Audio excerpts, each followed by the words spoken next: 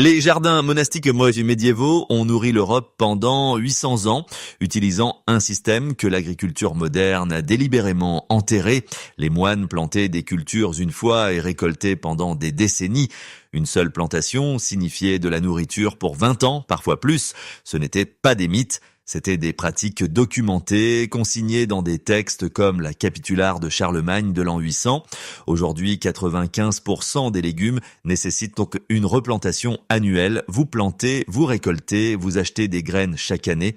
Les agriculteurs médiévaux plantaient des asperges une fois et nourrissaient les communautés pendant 25 ans. Ce savoir n'a pas été perdu, il a été enterré car les légumes vivaces ne créent pas de dépendance, mais la liberté. Les asperges, 25 ans avec une seule plantation. Les Romains cultivaient les asperges dès 200 avant Jésus-Christ. Ils développèrent des flottes pour transporter les pousses du Tibre aux Alpes, où elles étaient congelées pendant 6 mois jusqu'à la fête d'Épicure. L'empereur Auguste décrivait les tâches urgentes comme étant plus rapides à accomplir que de faire cuire des asperges. Lorsque Rome est tombée, les asperges ont presque disparu. Les moines médiévaux les ont conservées dans les jardins des monastères. En 1469, les parterres d'asperges étaient la norme dans les monastères français. La technique s'est répandue lentement. En Angleterre, en 1538, en Allemagne en 1542, grâce au commerce monastique. Voici comment cela fonctionnait et pourquoi c'était génial. La première année, on plante les griffes dans des planches profondes. La première et la deuxième année, on ne récolte rien. Les griffes ont besoin de ces années pour développer des systèmes racinaires jusqu'à 3 mètres de profondeur qui soutiendront la production pendant des décennies. La troisième année, on récolte les pousses pendant 6 à 8 semaines chaque printemps lorsqu'elles atteignent 15 à 20 cm de hauteur avant que les pointes ne s'ouvrent. Ensuite, on arrête de récolter et on laisse les pousses restantes pousser en tiges plumeuses qui photosynthétisent et stockent de l'énergie pour l'année suivante. Les mêmes griffes produisent pendant 15, souvent 20 et parfois 25 ans ou plus. Une rangée de 12 mètres donne 4,5 à 11 kg d'asperges par saison pendant 25 ans avec une seule plantation. Cela représente 110 à 280 kg d'asperges avec une seule plantation. Essayez d'atteindre cela avec des légumes annuels. Vous devriez replanter des tomates 25 fois pour obtenir une production équivalente au fil des ans. Les asperges médiévales possédaient ce que les variétés commerciales modernes ont perdu: l'intensité de la saveur et la densité nutritionnelle. Les racines profondes puisaient des minéraux à 3 mètres sous terre. La croissance lente produisait des pousses plus denses et plus aromatiques. Des variétés sélectionnées pour leur saveur, non pour leur durée de transport. L'agriculture industrielle a tué la culture des asperges pour une seule raison: 3 ans sans revenus sont inacceptables. Les plantes annuelles donnent un rendement la première année. Les asperges créent de l'indépendance. Plantées une fois, récoltées pendant 25 ans. Ces 25 ans sans acheter de graines, sans dépendre des entreprises. Les moines médiévaux plantaient des asperges pour leurs petits-enfants. Épinard perpétuel, bon Henri, un épinard qui ne meurt jamais. Cette plante porte un nom issu de contes de fées et d'histoires. Certains disent qu'elle a été nommée en l'honneur d'un roi allemand. D'autres affirment que le bon Henri était un elfe saxon, distingué du mauvais Henri, une plante vénéneuse voisine. La partie avec le roi est apparue plus tard en anglais. Personne ne sait pourquoi. Nous savons que le bon Henri a nourri les paysans médiévaux du XIIe au XVIe siècle comme un produit de base et non une spécialité. Les livres de cuisine historique le décrivent comme un ingrédient typique des soupes de légumes médiévales associées aux poireaux, dans une soupe riche en vitamines qui soutenait les agriculteurs à travers les hivers, les famines et les épidémies. Les familles médiévales le plantaient près de leur porte arrière, non dans des parcelles de jardins éloignés, pour un accès immédiat à la cuisine. Une seule plantation signifiait des légumes verts du début du printemps à la fin de l'été, année après année, sans avoir besoin de replanter. Voici le génie: 3 récoltes à partir d'une seule plante. Au printemps apparaissent de jeunes pousses épaisses, coupées sous terre comme des asperges et préparées de la même manière. C'est la première récolte. Ensuite, la plante pousse Et la deuxième récolte commence, des feuilles triangulaires, vert foncé, récoltées tout au long du printemps et de l'été, utilisées comme des épinards. Les jeunes feuilles sont les meilleures. Plus tard en été, la troisième récolte arrive. Les tiges florales produisent de petits bourgeons verts, cuits comme du brocoli. 3 cultures à partir d'une seule vivace. Selon les recherches botaniques, 30 plantes suffisent pour 4 personnes. C'est 7,5 plantes par personne pour toute une vie. Le bon Henri a une teneur en fer plus élevée que les épinards modernes, une teneur en calcium plus élevée, une teneur en vitamine C plus élevée, une teneur en protéines plus élevée. Les racines vivaces s'enfoncent à 1 à 1,5 mètres de profondeur, puisant des minéraux des profondeurs où les racines annuelles d'épinards de 45 cm ne peuvent pas atteindre. C'est un accumulateur dynamique. Lorsque les feuilles tombent et se décomposent, elles nourrissent la couche supérieure du sol. Pourquoi a-t-il disparu? Les épinards sont devenus à la mode au XVIIe siècle. Les épinards annuels étaient plus faciles à vendre pour les entreprises de semences. Le bon Henri rendait les agriculteurs trop autonomes. Le skirette chervis, une racine sucrée que les rois désiraient. En 1682 à John Worlage écrivait « La plus douce, la plus blanche, la plus agréable des racines ». Il n'exagérait pas, cette racine vivace était si prisée que le roi d'Angleterre Henri IV entretenait des jardins dédiés uniquement à sa culture. Plus loin dans l'histoire, l'empereur romain Tibère l'aimait tant qu'il l'exigeait comme tribut de l'Allemagne. Au Moyen-Âge, le chervis était un produit européen de base. Les Hollandais l'appelaient racine douce, les Allemands racine de sucre. Les deux signifient racine de sucre. Avant que le sucre de canne et de betterave ne soit disponible, le chervis était la principale source de douceur. Le miel médiéval était cher, le sucre exotique est rare, mais le chervis est une plante plantée une fois, une source renouvelable de douceur. Les racines ont un goût de mélange de panais et de carottes avec des notes de vanille, naturellement sucrées sans transformation. Voici comment le chervis était cultivé au Moyen-Âge. On plante le chervis la première année à partir de graines ou de divisions de racines. Les racines de la première année sont petites, comestibles, mais pas très impressionnantes. On peut les récolter, mais les agriculteurs avisés attendaient. La deuxième année, les racines deviennent sucrées, épaisses et productives. La plante forme des grappes de racines blanches fines comme des crayons, chacune mesurant 15 à 20 cm de long, poussant de la base comme des patates douces. Ensuite, elle produit à l'infini. Chaque année, on récolte les racines en laissant suffisamment pour repousser. Certains agriculteurs signalent que les rendements s'améliorent la deuxième année et se maintiennent. Les cuisiniers médiévaux préparaient le chervis de toutes les manières possibles. Cuit avec du beurre et des herbes, rôti à l'huile d'olive, partiellement cuit et frit, ajouté aux tartes sucrées et salées. Nutritionnellement, le chervis surpasse les pommes de terre à presque tous égards. Vitamines plus élevées, meilleurs minéraux, indice glycémique plus bas. Et surtout, c'est une vivace. Pourquoi le chervis a-t-il disparu à la fin du XVIIIe siècle? Les pommes de terre sont arrivées d'Amérique, plus faciles à préparer, rendement plus élevé par mètre carré et à la mode. Surtout pour les vendeurs de semences, les pommes de terre sont annuelles. La livèche, 20 ans de céleri sous stéroïdes. Imaginez une plante qui pousse à 180 cm de hauteur, produisant d'énormes quantités de feuilles intensément aromatiques chaque année, vivant 20 ans ou plus. C'est la livèche. Les monastères médiévaux la cultivaient dans les jardins d'herbes aromatiques pour une seule raison, sa polyvalence. Chaque partie est utile. Les feuilles, au goût de céleri avec une intensité 10 fois supérieure, étaient utilisées fraîches ou séchées pour assaisonner les soupes, bouillons, sauces, ragoûts. Une seule branche parfumait une marmite entière de soupe pour 50 moines. Tel est le pouvoir de sa saveur. Les tiges épaisses et creuses étaient récoltées jeunes et confites comme des friandises sucrées. Les graines, mûrissant à la fin de l'été, étaient moulues pour aromatiser le pain et le fromage. Les racines épaisses et charnues, semblables à des carottes, étaient cuites et consommée comme légume. Une plante, 4 plats différents, feuilles, tiges, graines, racines, le tout provenant d'une vivace produisant pendant 20 ans. Les registres monastiques du XIIIe siècle décrivent le thé de l'ivèche comme un remède contre les problèmes d'estomac et les affections rénales, non seulement de la nourriture, mais aussi une pharmacie.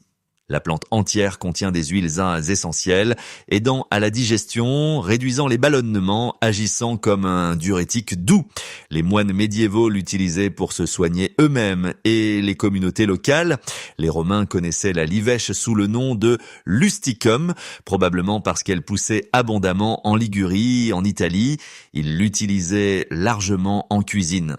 Lorsque Rome est tombée, comme beaucoup de plantes utiles, la livèche a survécu principalement dans les jardins des monastères. Au Moyen-Âge, la livèche était un standard dans les jardins monastiques de toute l'Europe. Voici l'économie.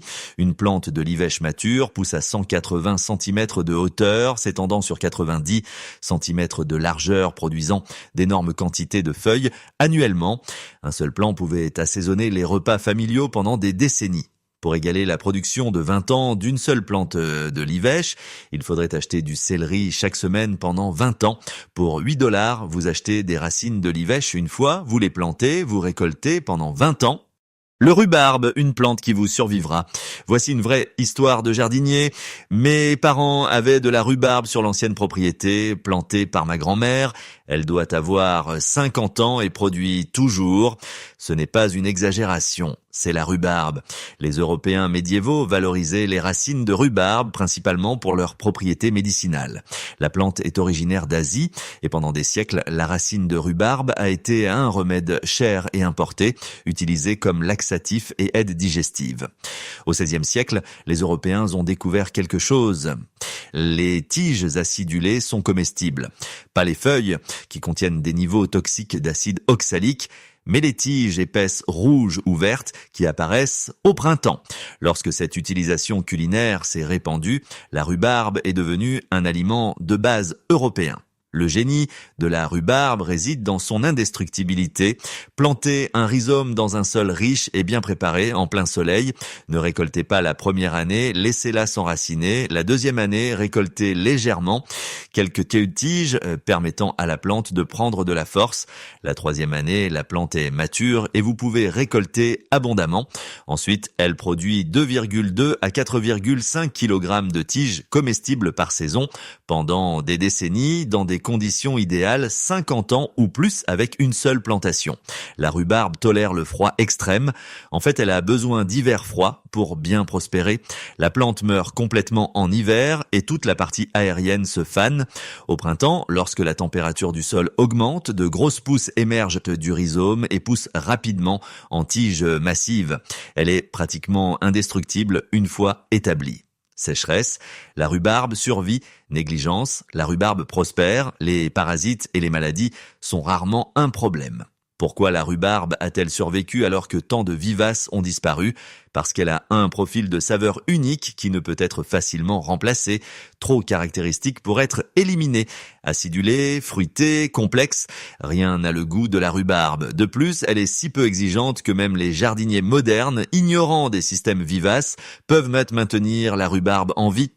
Cependant, ce que les jardiniers modernes ne réalisent pas, c'est que la culture médiévale de la rhubarbe faisait partie d'un système plus vaste.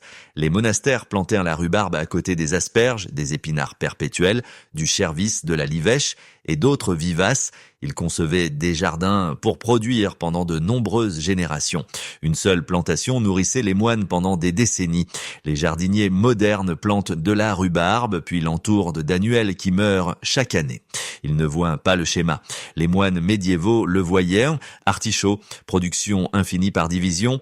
Les artichauts étaient cultivés en Sicile depuis l'époque de la Grèce classique.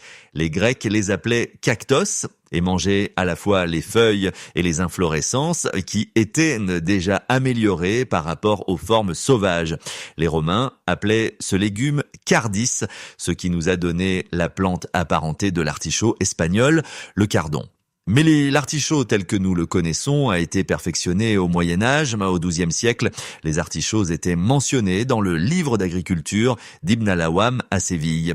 Il semble que l'Espagne musulmane et le Maghreb aient été le lieu d'amélioration significative des formes cultivées au Moyen-Âge. Hildegarde de Bingen, la célèbre abbesse, herboriste et mystique allemande du XIIe siècle, documentait la culture de l'artichaut dans les jardins monastiques pour l'alimentation et les médicaments. Au Moyen-Âge, les artichauts étaient bien établis dans les jardins monastiques et palatiaux de toute l'Europe du Sud. Voici la magie de la vivace. La première année, on plante les griffes ou les plantules et on ne récolte rien. La plante s'enracine, développant de grandes feuilles vert argentées et de puissants systèmes racinaires. La deuxième année, la plante mûrit et commence à produire les bourgeons floraux comestibles que nous appelons artichauts. Chaque plante produit jusqu'à 12 gros bourgeons floraux par an. De la deuxième à la huitième année, la plante continue de produire. Si vous ne les cueillez pas, ils s'ouvriront en de superbes fleurs de chardon violette que les pollinisateurs adorent. Mais la plupart des jardiniers récoltent les bourgeons quand ils sont encore bien fermés. On les cuit à la vapeur, on mange les bases charnues des écailles et le cœur tendre. Après 8 ans, la plante devient trop dense et la taille et la qualité des têtes diminuent. C'est alors que la plupart des jardiniers abandonnent et replantent. Mais là, les agriculteurs médiévaux savaient mieux faire. Lorsque la plante originale s'affaiblit après 4 à 8 ans, on la déterre et on la divise en 3 à 5 nouvelles plantes. Ces divisions, appelées drageontes, poussent à partir des racines autour de la touffe principale. On sépare les drageons, chacun avec un fragment de racine, et on les plante comme de nouvelles plantes d'artichaut. Ces divisions remettent le compteur à 0. Ce sont essentiellement de nouvelles plantes qui produiront pendant 4 à 8 ans supplémentaires avant de nécessiter une nouvelle division, assurant une production pratiquement infinie à partir d'une seule plantation initiale par une propagation continue. Les monastères médiévaux ont entretenu des parterres d'artichauts pendant des générations en utilisant cette méthode de division. Une seule plantation initiale pouvait être divisée et subdivisée à l'infini. Le savoir sur quand diviser, comment séparer les drageons sans les endommager, comment replanter pour une croissance optimale était transmis des moines plus âgés aux plus jeunes. Les artichauts ont survécu à l'agriculture industrielle en partie parce qu'ils ont une valeur commerciale élevée et une saveur unique. Même les fermes industrielles n'ont pas pu les remplacer entièrement, mais la plupart de la production moderne traite les artichauts comme des cultures à court terme, les replantant souvent au lieu de les gérer comme les vivaces qu'ils sont naturellement, le réfort, une racine indestructible.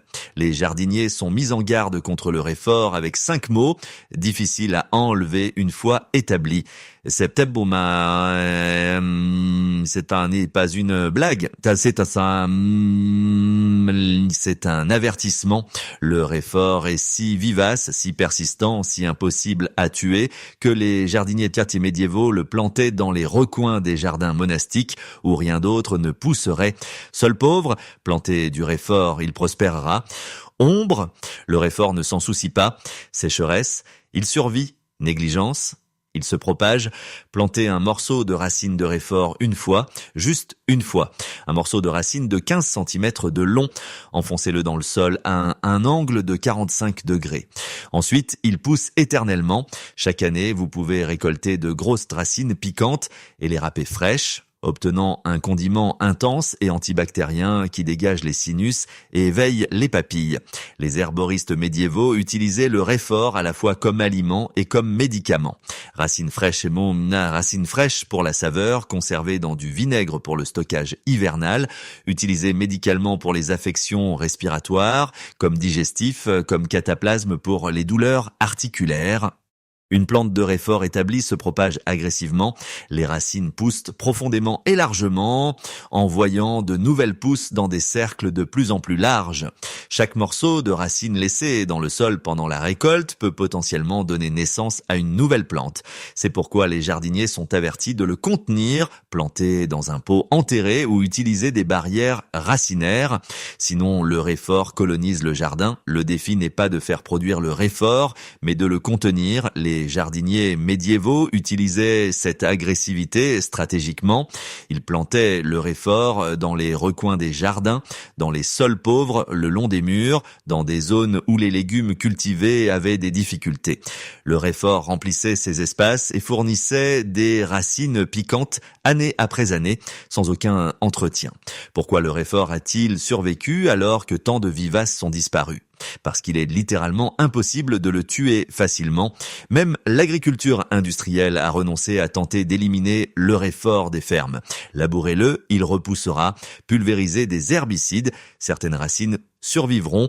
Tirez-le, tous les fragments dans le sol se régénéreront. Le réfort est un témoignage de la résilience des vivaces. Les moines médiévaux le plantaient une fois et le récoltaient aussi longtemps que le monastère existait. Voilà la puissance des vivaces. Une fois plantées, elles n'ont pas besoin de vous, elles produisent simplement. Les légumes qui ont soutenu l'Europe médiévale pendant 800 ans sont toujours là. Asperges, épinards perpétuels, chervis, livèche, rhubarbe, artichaut, réfort.